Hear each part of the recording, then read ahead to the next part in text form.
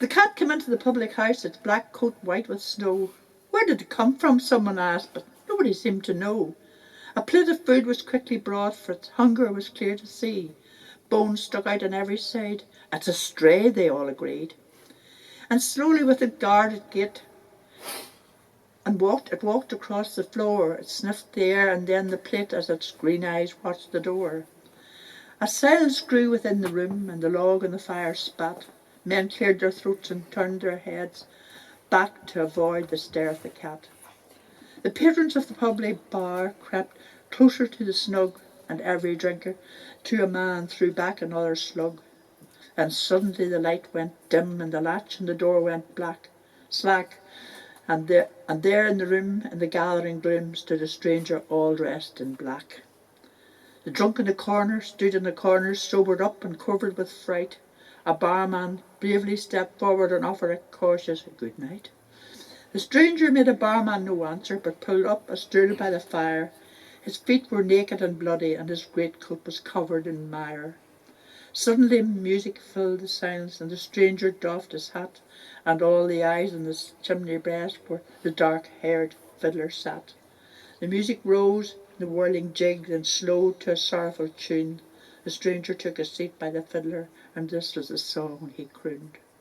Take my life away from the pain of day, for the love of my life I have lost. Take my far away to the sea so grey, for the love of my wife was tossed. As the hunting tune filled the darkened room, and another sound was heard. In a whispered drone, it was not his own, but the drunk in the corner spoke. I am all of you, I am what will be, I am the voice of the earth and the sky. It cannot be that, for yet what will be, if you cannot tell me why. The cat crept up to the stranger, purring gently as it covered the space. Then it leapt to its head with a warning, its claws digging deep in his face.